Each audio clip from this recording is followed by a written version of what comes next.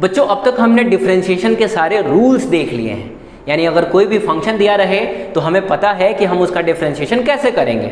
और last lecture में हमने डिफरेंशिएशन का एक यूज़ भी देखा है कि कैसे हम डिफरेंशिएशन का यूज़ करते हैं रेट ऑफ चेंज निकालने के लिए। तो चलिए आज के लेक्चर में हम डिफरेंशिएशन का दूसरा यूज़ देखते हैं, यानी कि डिफरेंशिएशन का यूज़ करके हम कैसे किसी भी टेंजेंट का स्लोप निकालते हैं। ठीक है, तो यहाँ दो बातें आई, एक टेंजेंट और दूसरा स्लोप, और इन दोनों के बारे में मैंने बहुत डिटेल में प्रीवियस लेक्चर्स में बताया है। ठीक है, तो अगर आपने वो लेक्चर्स नहीं देखे हैं तो मैं डिस्क्रिप्शन में लिंक दे दूंगा, जाके आप वहाँ देख सकते हैं। लेकिन चलिए मैं 2-3 मिनट में उनको रिवाइज करा देता हूँ। ठीक है, अगर आपने पहले से देख रखा है तो चलिए रिवाइज कर लेते हैं। बच्चों क्वाड्रेटिक फंक्शन के ग्राफ्स का एक क्विक रिवीजन कर लेते हैं, क्योंकि आज के लेक्चर में उसकी भी रिक्वायरमेंट है। क्वाड्रेटिक फंक्शन को डिनोट करते हैं y = ax² + bx + c से, जिसमें से इस a की वैल्यू 0 नहीं होनी चाहिए, क्योंकि अगर a 0 हो गया तो ये बन जाएगा y = bx + c और ये एक लीनियर फंक्शन हो जाएगा। और इन सारी चीज़ों को हमने बहुत डिटेल में देखा है ना बच्चों। तो उस वीडियो का लिंक भी मैं डिस्क्रिप्शन में दे दूंगा, आप चाहे तो वहाँ जाके डिटेल्ड एनालिसिस आप इसका देख सकते हैं। ठीक है, और जो कि आपको देखना चाहिए अगर आपने नहीं देखा है तो। ठीक है, हम यहाँ पे सिर्फ रिवीजन करेंगे 2 मिनट में। देखते हैं बच्चों, इसमें हम एक डिस्क्रिमिनेंट निकालते हैं जिसकी वैल्यू होती है b² - 4ac। अब अगर मान लें कि हमने इस वाली चीज़ को यानी ax² + bx + c को 0 से इक्वेट करा दिया, यानी कि अगर हमने y की जगह पे 0 रख दिया, ठीक है, तो आपको याद होगा, आपने 10th क्लास में भी इसको सॉल्व करा होगा, x की 2 वैल्यूज आती हैं, है ना। तो चलिए उसमें से एक वैल्यू को हम अल्फा कह देते हैं, दूसरे वैल्यू को बीटा कह देते हैं, और इसको हम जीरोज भी कहते हैं, जीरोज ऑफ द फंक्शन, है ना बच्चों, या फिर इनको रूट्स भी कहते हैं।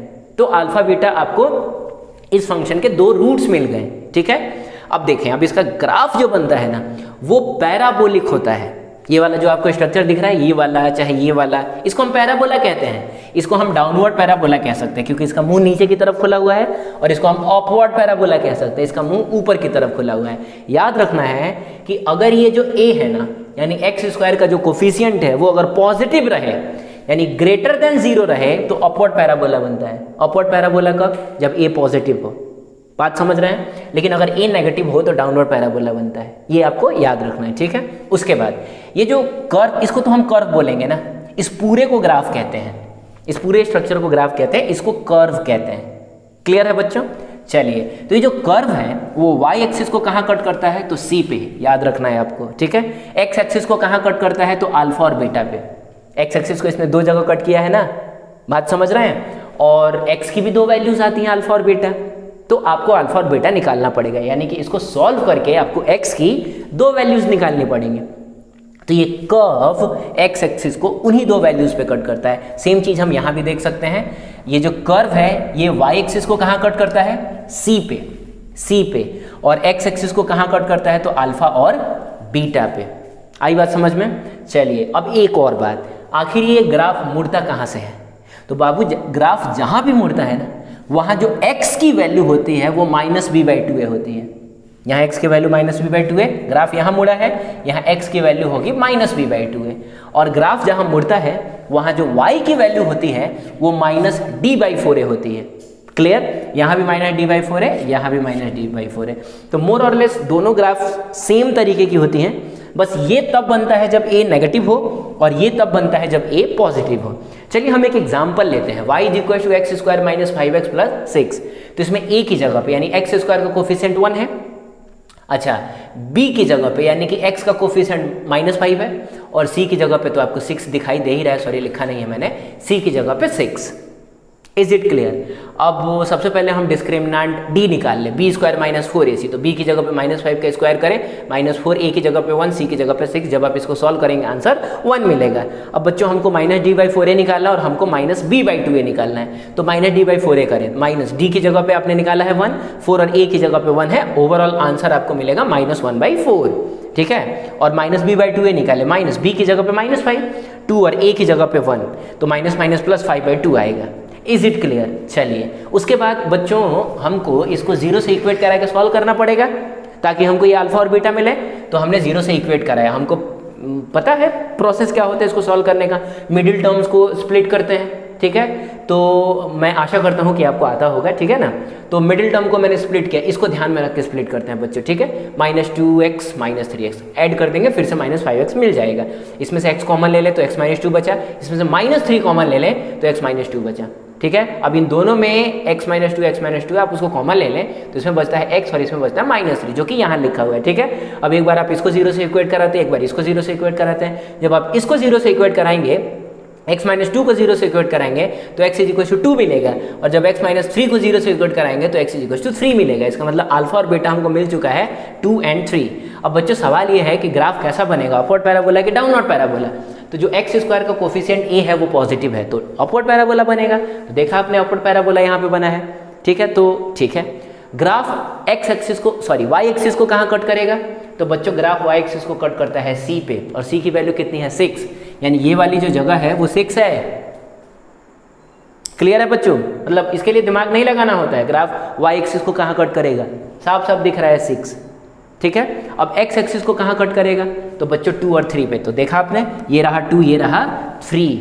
अपवर्ड पैराबोला भी आपको दिख रहा है, 6 पे कट करता हुआ भी दिख रहा है, और 2 और 3 पे x एक्सिस को कट करता हुआ भी आपको दिख रहा है। अब रही बात ग्राफ जहाँ से मुड़ेगा वहाँ x की वैल्यू कितनी होगी? तो बच्चों -b/2 है तो हमने निकाला ही था 5/2, तो ये 5/2। अच्छा 5/2 का मतलब 2.5 होता है ना। और ज़रूरी नहीं है कि आप इसको -b/2 करके ही निकालें बच्चों, ये कौन सा पॉइंट है? इन दोनों का मिडिल पॉइंट है, तो 2 और 3 के बीचों बीच 2.5 भी तो आता है, तो हम ऐसे भी लिख सकते थे, ठीक है।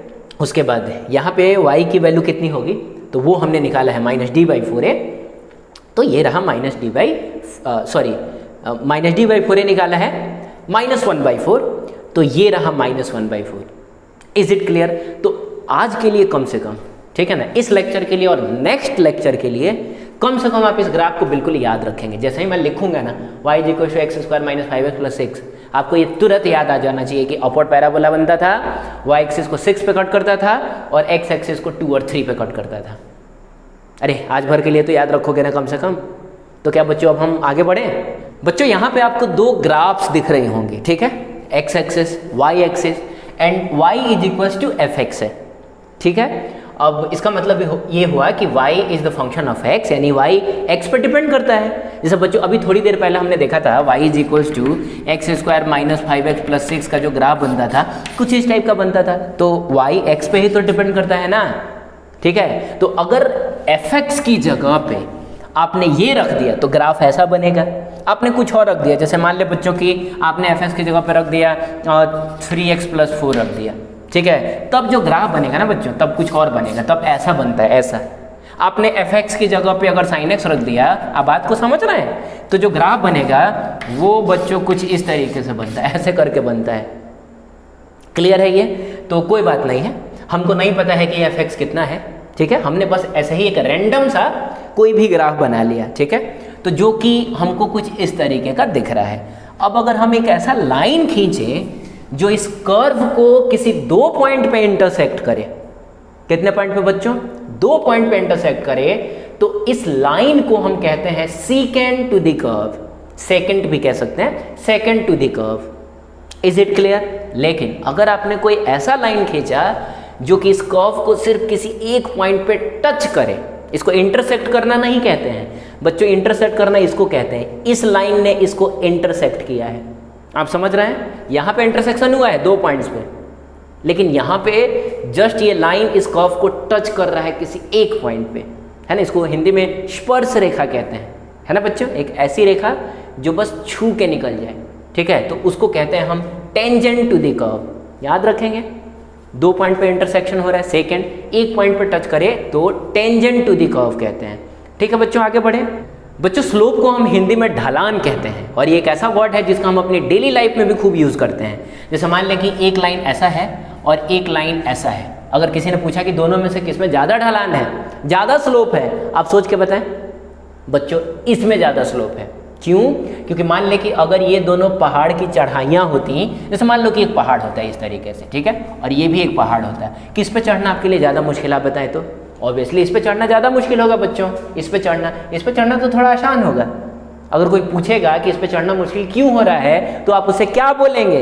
यही बोलेंगे ना, क्योंकि इसमें बहुत ज़्यादा ढलान है और इसमें ढलान तो थोड़ा कम है।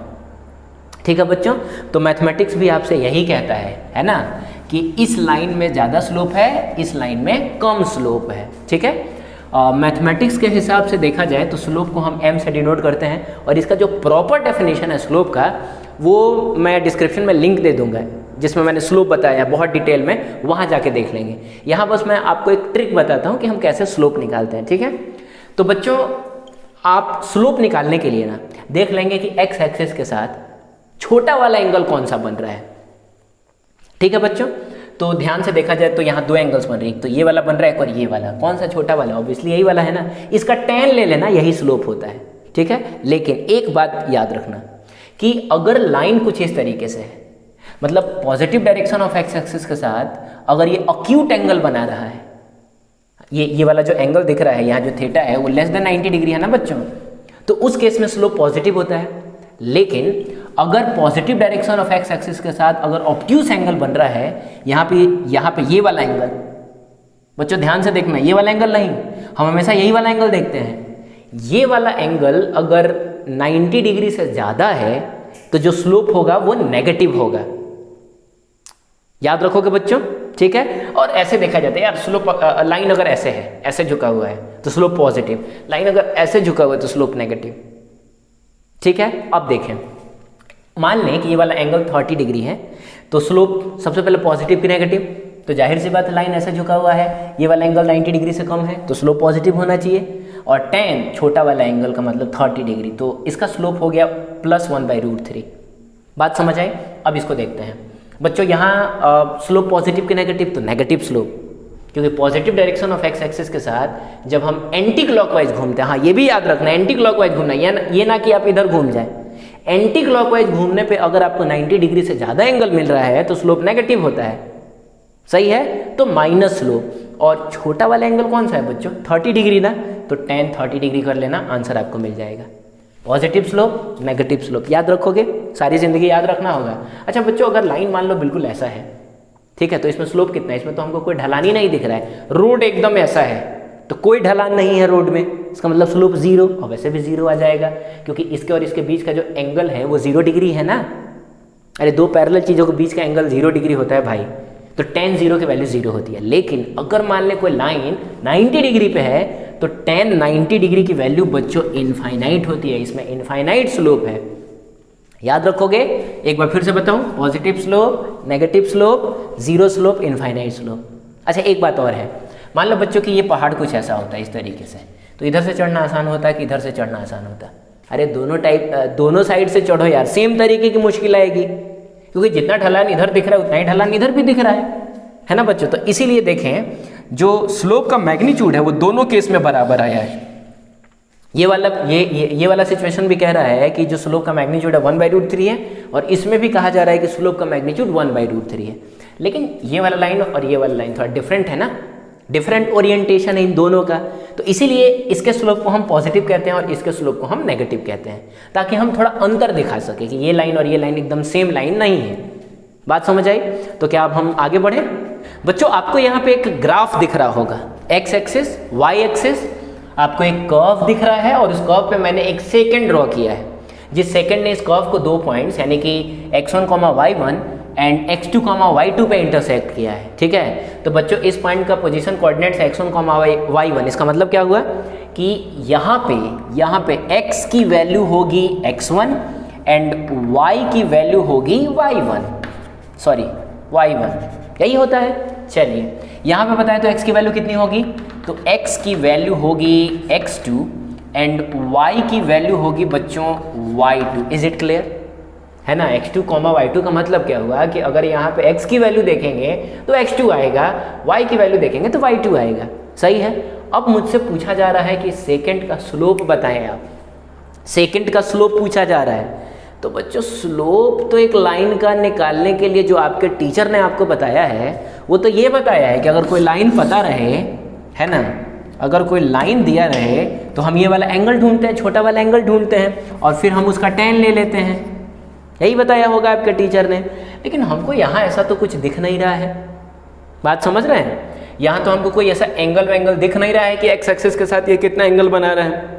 तो एक काम करें, अफसोस ना करें, आप इसको पीछे की तरफ बढ़ा लें, इसको ना आप पीछे की तरफ बढ़ा लें तो ये अब आपको एक कंप्लीट लाइन इस तरीके से दिख रहा है, और ये वाला एंगल कहीं से आपको पता चल जाए तो आप इसी एंगल का tan ले लेंगे तो आपको स्लोप पता चल जाएगा। लेकिन अब ये एंगल कैसे पता चले यार, ये तो बहुत मुश्किल काम नज़र आ रहा है ना। लेकिन एक छोटा सा काम करेंगे ना तो देखिए कितना आसान हो जाता है ये। बस आप एक और लाइन कुछ इस तरीके से ड्रॉ कर लें, अपनी तरफ से कंस्ट्रक्शन कर लें, ठीक है। तो आप देखेंगे कि ये वाला एंगल अगर थीटा है तो ये वाला एंगल भी थीटा होगा। कैसे भाई? तो ये वाला लाइन और ये वाला लाइन, मतलब ये वाला लाइन और एक्स एक्सिस दोनों एक दूसरे का पैरेलल है, और ये एक इंटरसेक्टिंग लाइन है। बात समझ रहे बच्चों? तो हमने पढ़ा है संगत कोण, कोरस्पॉन्डिंग एंगल के हिसाब से देखें तो ये वाला एंगल और ये वाला एंगल बराबर ही होगा ना बच्चों। एक मिनट, ये देखो, ये वाला एंगल और ये वाला एंगल बराबर होता है कि नहीं? तो ठीक उसी तरीके से ये दोनों बराबर होगा। तो क्या है ना कि ये ड्रॉ करते ही मुझको एक राइट एंगल ट्रायंगल दिखने लगा, और tan थीटा की वैल्यू हम एक राइट एंगल ट्रायंगल में निकाल सकते हैं परपेंडिकुलर बाई बेस करके। तो आप बताएं तो इस राइट एंगल ट्रायंगल के लिए परपेंडिकुलर कौन है? तो बच्चों परपेंडिकुलर यही है ना, और इसकी वैल्यू कितनी होगी? ये कितना लंबा है? तो ये निकालने के लिए हम क्या करेंगे, इस पूरे में से, मतलब इस पूरे में से इसको माइनस कर देंगे तो मिल जाएगा ये। अब बच्चों यहाँ से लेकर यहाँ तक कितना है? y2 है। अरे भाई ये वाली हाइट कितनी है? y2 है ना, और ये वाली हाइट कितनी है? ये वाली हाइट तो y1 है, ठीक है। तो y2 में से अगर आप y1 को माइनस कर देते हैं तो क्या आपको ये मिल जाएगा। और बच्चों क्या हम इसको डेल्टा y कहते हैं? याद है डिफरेंशिएशन के फर्स्ट लेक्चर में हमने चेंज देखा था, मतलब final y minus initial y, यही तो है आपका delta y, change in y। Is it clear? चलिए बच्चों अब देखते हैं, परपेंडिकुलर तो मिल गया ना, अब बेस तो निकाल लें, तब जाके हमको tan थीटा मिलेगा। तो ये वाला लेंथ हमको निकालना है, कितना है भाई? तो यहाँ से लेके यहाँ तक में आप इसको माइनस कर दें, सॉरी ये x1 था, आप इसको माइनस कर दें, मतलब इस पूरे में से इसको माइनस कर दें। तो यहाँ से लेके यहाँ तक कितना है? x2 है, और यहाँ से लेके यहाँ तक x1 है। तो x2 में से x1 को माइनस करेंगे तो आपको ये मिल जाएगा।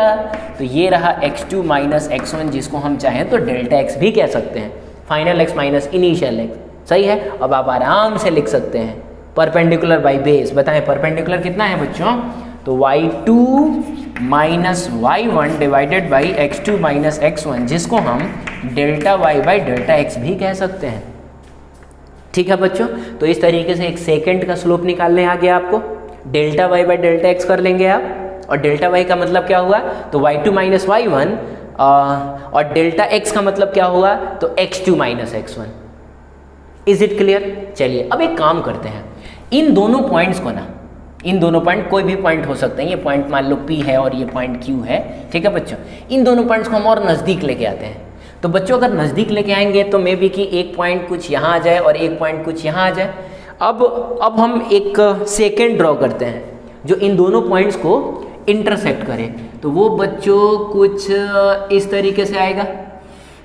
Is it clear? तो अगर आपसे किसी ने पूछा, अब मान लें कि यहाँ भी आपको पता है x1 y1 कितना है, यहाँ भी आपको पता है कि x2 y2 कितना है, ठीक है। तो अगर आपसे किसी ने पूछा कि इसका स्लोप बताएं, यही सारा काम करेंगे जो हमने इसमें किया था। यहाँ भी बच्चों एक इस तरीके का ट्रायंगल मिलेगा, है ना बच्चों। यहाँ पे थोड़ा बड़ा ट्रायंगल मिला था, यहाँ पे थोड़ा छोटा ट्रायंगल मिलेगा, जिसमें ये वाली वैल्यू कितनी होगी बच्चों? तो यहाँ भी डेल्टा y था ना, तो ये डेल्टा y हो जाएगा, ये आपका डेल्टा x हो जाएगा। और कोई अगर स्लोप पूछेगा तो आप उसको कह देंगे delta y by delta x, हो गया। बात समझ रहे हैं? चलिए अब एक काम करते हैं, इनको ना और नज़दीक लेके आते हैं, और नज़दीक लेके आते हैं, और नज़दीक लेके आते हैं, और इतना नज़दीक लेके आते हैं कि इनके बीच की दूरियां लगभग ख़त्म हो जाएं, दोनों जस्ट एक दूसरे के बगल में आ जाएं। अब बात समझ रहे हैं? तो चलिए इस सिचुएशन में बच्चों एक पॉइंट यहाँ होगा तो एक पॉइंट यहाँ होगा, एकदम बीच में कोई गैप नहीं, ना के बराबर गैप, इनफाइनाइटली स्मॉल गैप। याद है फर्स्ट लेक्चर में इनफाइनाइटली स्मॉल क्वांटिटी के बारे में देखा था हमने। तो ये गैप लगभग ना के बराबर है। तो बच्चों फिर भी एक काम करते हैं, हम थोड़ा सा दूर बना लेते हैं ताकि आपको दिखाई दे, है ना। लेकिन मान के चलेंगे कि ये दोनों एक दूसरे के बहुत नज़दीक हैं, ठीक है। तो इन दोनों को मिलाने वाला जो लाइन होगा बच्चों, इन दोनों को मिलाने वाला जो लाइन होगा, अब आप बताएं तो वो टेंजेंट है कि सेकेंट है? अब ये सेकंड थोड़े रहा, ये दोनों पॉइंट्स नज़दीक आ चुके हैं, दोनों पॉइंट्स लगभग एक ही पॉइंट्स बन चुके हैं। जैसे मान ले बच्चों कि एक पॉइंट है 4 तो दूसरा पॉइंट है 4.000000000 इनफाइनाइट टाइम्स 0 के बाद 1, कुछ इस तरीके से।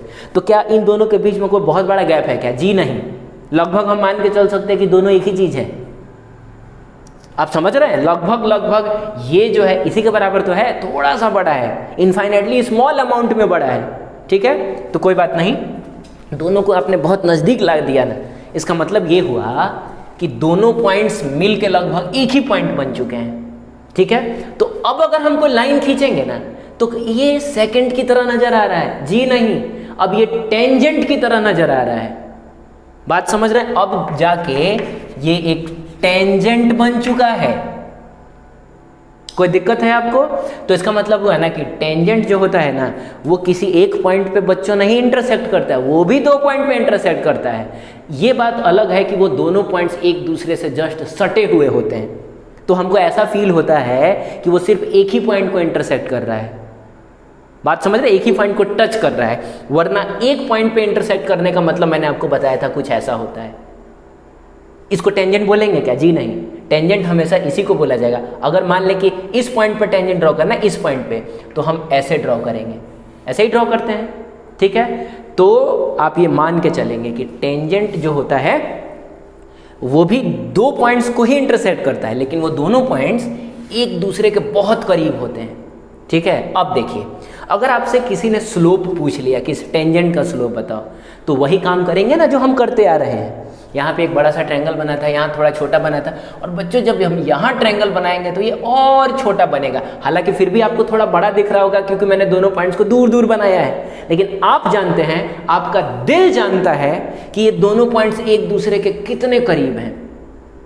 अब बात समझ रहे हैं? तो अगर बहुत करीब कर देंगे तो ये वाला और ये वाला भी इनफाइनेटली स्मॉल हो जाएगा। तो बच्चों अगर ये इनफाइनेटली स्मॉल हो गया तो क्या हम इसको डेल्टा वाई बोलेंगे? डेल्टा वाई था, यहाँ भी डेल्टा वाई था, क्या अब हम इसको डेल्टा वाई बोलेंगे? जी नहीं, ये इनफाइनेटली स्मॉल हो चुका है, बहुत छोटा है ये, तो अब हम इसको बोलेंगे डी वाई। और सिमिलरली इसको क्या बोलेंगे? अरे भाई, पूरे का पूरा ट्रायंगल छोटा हुआ है, ये परपेंडिकुलर भी इनफाइनेटली स्मॉल, ये बेस भी इनफाइनेटली स्मॉल। क्यों? क्योंकि ये जो हाइपोटेनस है ना वो इनफाइनेटली स्मॉल है। अब बात समझ रहे हैं? तो ये भी इनफाइनेटली स्मॉल हो गया, तो इसको हम dx बोलेंगे। और अब किसी ने आपसे स्लोप पूछा तो आप क्या लिखेंगे? Delta Y by delta X थोड़े लिखेंगे, अब आप लिखेंगे dy बाई dx। तो देखा बच्चों कितनी आसानी से प्रूफ हो गया ये, है ना, कि किसी भी टेंजेंट का अगर आपको स्लोप चाहिए, ठीक है, तो हम dy बाई dx निकालते हैं। यानी ग्राफ में डिफरेंशिएशन का मतलब होता है, इसको हम क्या लिख सकते हैं बताएं जल्दी? ये dy बाई dx क्या लिखा हुआ है? ये लिखा हुआ है स्लोप ऑफ टेंजेंट, है ना बच्चों? Slope of tangent to the curve. अच्छा, ये टेंजेंट किस पे ड्रॉ किया आपने? कर्व पे ही तो ड्रॉ किया है, तो इसीलिए हम लिखेंगे slope of tangent to the curve of x Y graph. ये जो आपने ग्राफ ड्रॉ किया है ये एक्स एक्सिस और वाई एक्सिस में ड्रॉ किया है। तो dy बाई dx का एक बार फिर से बताएं, ग्राफ में मतलब क्या होता है कि it is slope of tangent to the curve of x Y graph. आई बात समझ में? याद रखेंगे आप। या फिर बच्चों ये जो टेंजेंट टू द कर्व है ना, हम चाहें तो इसको नहीं भी लिखेंगे तो काम चल जाएगा, हम इसको ऐसे भी पढ़ सकते हैं। dy बाई dx का मतलब होता है slope of x Y graph, बस सिंपल। क्यों? क्योंकि किसी भी पॉइंट पे अगर आपको स्लोप चाहिए होता है ना बच्चों? जैसे रुको एक मिनट रुक जाओ। मान लो कि ये मैंने एक ग्राफ ड्रॉ किया, ठीक है, और मैंने आपसे पूछा कि बताओ यहाँ पे स्लोप कितना है इस पॉइंट पे। तो बच्चों स्लोप निकालने के लिए ना आपको टेंजेंट ड्रॉ करना ही पड़ेगा। यानी इस पॉइंट पे, अरे भाई जैसे जैसे हम आगे चलेंगे, जैसे मान लो बच्चों यहाँ पे चलना तो बहुत आसान होगा, यहाँ पे चलना तो बहुत आसान होगा नहीं, लेकिन जैसे जैसे आप ऊपर जाएंगे ना मुश्किल होता जाएगा, क्योंकि चढ़ाई और बढ़ती जा रही है, ढलान और बढ़ता जा रहा है। तो अगर कोई पूछे कि यहाँ पे स्लोप कितना है ना, तो इसके लिए आप एक यहाँ पे टेंजेंट ड्रॉ करेंगे। तो इस पॉइंट पे इस कर्व का स्लोप वही होगा जो इस टेंजेंट का स्लोप होगा। ठीक है। अब कोई बच्चों यहाँ पे पूछेगा तो आप यहाँ टेंजेंट ड्रॉ करेंगे, कोई यहाँ पे पूछेगा यहाँ पे तो यहाँ टेंजेंट ड्रॉ करेंगे। अब बताएं तो सबसे ज़्यादा स्लोप आपको कहाँ नज़र आ रहा है? इस पॉइंट पे नज़र आ रहा है, इस पॉइंट पे कि इस पॉइंट पे? तो इसके लिए टेंजेंट को देखते हैं। तो बच्चों देखें, इस टेंजेंट का स्लोप कम है, इसका ज़्यादा है, इसका और ज़्यादा है। इसका क्या मतलब हुआ कि जैसे जैसे हम ऊपर जाएंगे ना वैसे वैसे स्लोप बढ़ता जाएगा, यानी जैसे जैसे हम ऊपर जाएंगे चढ़ना मुश्किल होता जाएगा। तो किसी भी पॉइंट पे, इस पॉइंट जैसे इस पॉइंट पे किसी ने पूछा तो स्लोप कुछ इस तरीके का होगा। तो बच्चों इधर देखें स्लोप पॉजिटिव है, लेकिन इधर स्लोप नेगेटिव हो गया ना। अरे भाई ये वाला जो एंगल है वो 90 डिग्री से ज़्यादा दिख रहा है, और वैसे भी देखा था लाइन ऐसे झुका हुआ रहे तो स्लोप नेगेटिव होता है, ठीक है। तो ये अंडरस्टूड होता है कि किसी कर्व का अगर आपको स्लोप चाहिए तो आपको टेंजेंट ड्रॉ करना ही पड़ेगा, क्योंकि किसी भी पॉइंट पे कर्व का स्लोप वही होता है जो उस पॉइंट पे खींचे गए टेंजेंट का स्लोप होता है। बात समझ आई? तो ये नहीं भी लिखेंगे तो काम चल जाएगा, यानी कि हम dy बाई dx को लिख सकते हैं स्लोप ऑफ, है ना बच्चों, एक्स वाई ग्राफ। बात समझ आई? तो क्या हम आगे बढ़ें बच्चों?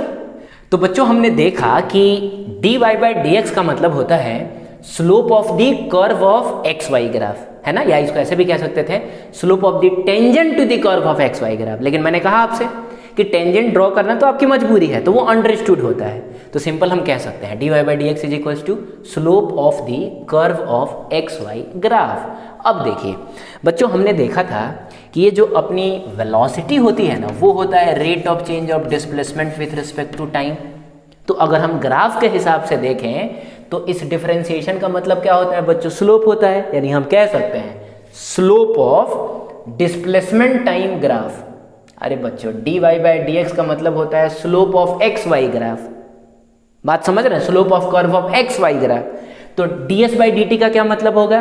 तो इसका मतलब यही होगा ना, इसका मतलब यही होगा ना कि slope of the curve of, है ना, डिस्प्लेसमेंट टाइम ग्राफ। इसका मतलब ये हुआ, और वो किसके बराबर है बच्चों? वेलोसिटी के बराबर है। इसका मतलब हुआ कि slope of the curve of displacement time graph gives velocity, और ये हम खूब यूज करेंगे आगे चल के।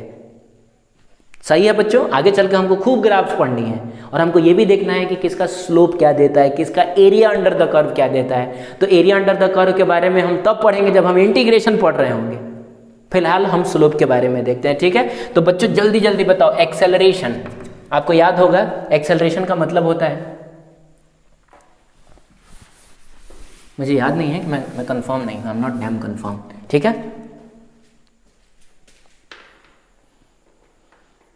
चलिए देखते हैं। तो बच्चों हमने देखा कि dy बाई dx का एक ग्राफ में मीनिंग होता है slope of the curve of x Y graph, ठीक है। या हम यूं कह सकते हैं कि slope of the tangent of the curve of x Y graph, tangent to the.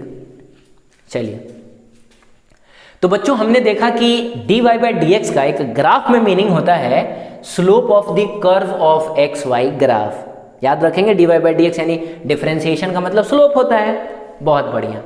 तो एक काम करते हैं, हम कुछ एग्जांपल्स लेते हैं। जैसे हमने लास्ट लेक्चर में देखा था कि वेलोसिटी का मतलब होता है rate of change of displacement with respect to time, और rate of change of displacement with respect to time को बच्चों हम ds बाई dt लिख सकते हैं ना, क्योंकि डिफरेंशिएशन का वो भी तो मतलब होता है, और लास्ट लेक्चर में ही हमने देखा था। लेकिन फिलहाल हम इसको रेट ऑफ चेंज के नज़र से नहीं, हम इसको स्लोप की नज़र से देखेंगे, क्योंकि डिफरेंशिएशन का मतलब रेट ऑफ चेंज भी होता है और डिफरेंशिएशन का मतलब एक ग्राफ में स्लोप भी होता है। ठीक है बच्चों, तो बताएं तो आप इसको क्या लिख सकते हैं, क्या लिखा हुआ है। अब dy बाई dx का मतलब होता है slope of the curve of x Y graph, तो ds बाई dt का क्या मतलब होगा, slope of the curve of S T graph, है ना बच्चों। यहाँ y x था, यहाँ एस टी है, आई बात समझ में। तो slope of the curve of S T graph, और वो किसके बराबर होगा, वेलोसिटी के, यानी हम लिख सकते हैं कि गिव्स वेलोसिटी। सिमिलरली बच्चों एक्सेलरेशन क्या होता है, तो rate of change of velocity with respect to time dv by dt। तो स्लोप की नज़र से जब आप इसको देखेंगे तो आप क्या बोलेंगे कि slope of the curve of कौन सा ग्राफ बच्चों, वेलोसिटी टाइम ग्राफ ना, यानी वेलोसिटी टाइम ग्राफ गिव्स, हाँ बताएं किसके बराबर है ये, एक्सेलरेशन के। तो ये एक्सेलरेशन देता है बच्चों, आप समझ रहे हैं। ठीक उसी तरीके से और भी देखा था हमने, सब देखेंगे, ठीक है। और इसके बाद हमने क्या देखा था बच्चों, फोर्स देखा था। तो rate of change of momentum, momentum को पी से डिनोट करते हैं विथ रेस्पेक्ट टू टाइम। तो हम क्या कह सकते हैं बच्चों कि slope of the curve of momentum time graph, momentum time graph gives force. Clear है। तो थोड़ा बहुत आपको फिजिक्स फील हो रहा है, मतलब ऐसा लग रहा है कि हम फिजिक्स पढ़ रहे हैं, तो बहुत मैथ हो गया था ना। चलिए और बताएं तो क्या पढ़ा था हमने, पावर पढ़ा था, rate of doing work with respect to time. ठीक है बच्चों, तो आप बताएं तो slope of the curve of work time graph, work और टाइम ग्राफ का जब भी आप स्लोप निकालेंगे तो आपको पावर पता चल जाएगा। तो वर्क टाइम ग्राफ गिव्स क्या बच्चों, जल्दी बताएं, पावर ना। चलिए और बताएं तो लास्ट एक और देखा था हम लोगों ने, शायद करंट देखा था, dq/dt, rate of flow of charge with respect to time. अरे लास्ट लेक्चर में ही देखा था। तो जब आप इसको स्लोप की नज़र से देखेंगे तो आप क्या बोलेंगे कि slope of the curve of charge time graph, है ना बच्चों। चार्ज टाइम ग्राफ गिव्स क्या, तो इलेक्ट्रिक करंट। आई बात समझ में, इलेक्ट्रिक करंट। तो देखें अब ये सारी चीज़ आपको रटने की ज़रूरत नहीं है। अगर आपसे कोई पूछेगा ना कि तुम बताओ वेलोसिटी टाइम ग्राफ का स्लोप क्या देता है, तो जैसे ही स्लोप पूछा उसने, तुरंत आपके दिमाग में आना चाहिए डिफरेंशिएशन वाला फॉर्म, क्योंकि स्लोप कहाँ से मिलता है, डिफरेंशिएशन से मिलता है। dy/dx करने से आपको स्लोप मिलता है, ठीक है। तो किसी ने आपसे पूछा कि वेलोसिटी टाइम ग्राफ का स्लोप आपको क्या देगा, तो आप तुरंत dv/dt सोच लेंगे। स्लोप का मतलब ही हुआ डिफरेंशिएशन। बात समझ में आई। तो देख लेंगे dv/dt क्या होता है, हम जानते हैं एक्सेलरेशन होता है। ये rate of change of velocity with respect to time पूछ रहा है। बोलो बच्चों, कोई अगर आपको वेलोसिटी टाइम ग्राफ का, आपसे वेलोसिटी टाइम ग्राफ का स्लोप पूछ रहा है, तो स्लोप का मतलब डिफरेंशिएशन वाला फॉर्म, तो तुरंत आप इसको डिफरेंशिएशन वाले फॉर्म में कन्वर्ट कर लेंगे, ठीक है। और देख लेंगे कि ये क्या लिखा हो, तो ये लिखा हुआ rate of change of velocity with respect to time, जो एक्सेलरेशन देता है। तो आप उसको बता देंगे कि वेलोसिटी टाइम ग्राफ का स्लोप एक्सेलरेशन देता है। रटना पड़ा क्या इसको, बात समझ रहे हैं। कोई अगर आपको बोल दे कि बताओ वर्क, है ना, वर्क और टाइम ग्राफ का स्लोप क्या देता है, तो वही स्लोप का मतलब डिफरेंशिएशन वाला फॉर्म, यानी dw/dt। अब बताएं तो rate of doing work with respect to time क्या होता है, पावर होता है ना। यानी वर्क और टाइम ग्राफ का स्लोप जो होगा वो हमको पावर देगा, पावर देगा बच्चों। क्लियर है। तो इस कॉन्सेप्ट का हम खूब इस्तेमाल करेंगे, ठीक है बच्चों, खूब इस्तेमाल करेंगे। लगभग हर चैप्टर में आपको ग्राफ्स मिलती हैं, और ग्राफ्स की दो चीज़ें बहुत इंपॉर्टेंट होती हैं, एक तो उस ग्राफ का स्लोप और दूसरा एरिया अंडर द कर्व। तो बच्चों एरिया अंडर द कर्व जब हम इंटीग्रेशन पढ़ेंगे उस समय देखेंगे। फिलहाल के लिए आप याद रखेंगे कि जब कभी भी स्लोप पूछा जाए डिफरेंशिएशन याद आना चाहिए आपको, और मैं आपसे आगे चल के भी खूब पूछूंगा, ठीक है बच्चों। तो क्या अब हम आगे बढ़ें। बच्चों ये क्वेश्चन कहता है कि find the slope of curve y is equals to, है ना, x² - 5x + 6। तो एक कर्व का इक्वेशन दिया है, और ये कर्व कैसा होगा ये मैंने आपको इस क्लास के सबसे शुरू में बताया था, आपको याद होगा। यहाँ पे लिखा था y is equals to x² - 5x + 6x, और उसका ग्राफ बनाया था मैंने। यहाँ पे मैंने आपसे बोला था कि याद भी रखेंगे क्योंकि इसकी रिक्वायरमेंट होगी आगे चल के, वो समय आ चुका है, ठीक है। तो बताएं उसका ग्राफ कैसा बना था। ऐसे अपवर्ड पैराबोला बना था, जिसमें ये वाला जो पॉइंट था वो 2 था, ये वाला जो पॉइंट था वो 3 था, है ना, और ये वाला जो पॉइंट था वो 6 था। याद आया, सही है। तो ये जो आपको कर्व दिख रहा है ना, इसी कर्व का इक्वेशन है वो, हम कह सकते हैं इस कर्व का इक्वेशन है y is equals to x² - 5x + 6, ठीक है। अब देखें आपको स्लोप बताना है, कहाँ कहाँ बताना है, तो लिख लेते हैं ना, find slope at x is equals to 2 पे, ठीक है, x इज इक्वल्स टू 5/2 पे, एंड बच्चों x इज इक्वल्स टू 3 पे बताना है। आपको इन 3 जगहों पे स्लोप बताना है, ठीक है। तो बच्चों स्लोप जानने के लिए हम टेंजेंट खींचते हैं, क्लियर है बच्चों? अच्छा, उससे पहले आप मुझको ये बताएं कि अगर मैं आपसे पूछूं कि x इज 1 पे, यही कहीं होगा 1, है ना, 0 और 2 के बीच में। x इज 1 पे कर्व कहाँ है? तो बच्चों नीचे कर्व थोड़े है, ऊपर ही है ना, यही तो है कर्व, समझ रहे हैं? तो ढूंढ लिया आपने कर्व। x इज 2 पे कर्व कहाँ है? तो यहीं पे है। x इज 5/2, 5/2 का मतलब होता है बच्चों 2.5। अगर हम चाहें तो इसकी जगह पे 2.5 भी लिख सकते हैं, तो 2.5 2 और 3 के बीच में होगा। तो 5/2 पे कर्व कहाँ है बच्चों? कर्व ढूंढे, तो कर्व ऊपर थोड़े है, अब की बार कर्व यहाँ है, ये मिला। x इज 1 पे कर्व यहाँ है, x इज 2 पे कर्व यहाँ है, x इज 2.5 पे 5/2 पे कर्व यहाँ है, x इज 3 पे कर्व यहाँ है, x इज 4 पे कर्व यहाँ है। इज इट क्लियर बच्चों? तो ऐसे कर्व ढूंढने में हमको परेशानी नहीं होनी चाहिए, क्योंकि जब तक हम कर्व नहीं ढूंढेंगे तब तक हम स्लोप कैसे निकालेंगे? स्लोप आपको कर्व का ही निकालना होता है। Very good. तो हमसे कहाँ पूछ रहे हैं? हमसे x इज 1 पे पूछता ना, यानी बच्चों हमसे इस वाले पॉइंट पे स्लोप पूछता, लेकिन वो तो पूछा नहीं है।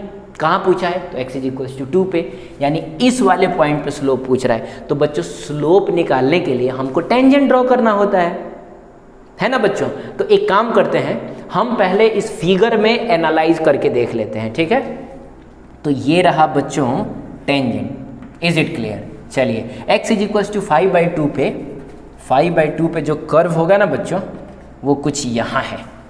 तो अगर आपको यहाँ पे स्लोप निकालना है तो आप यहाँ टेंजेंट ड्रॉ करेंगे, तो बच्चों टेंजेंट कुछ ऐसे ही आएगा ना।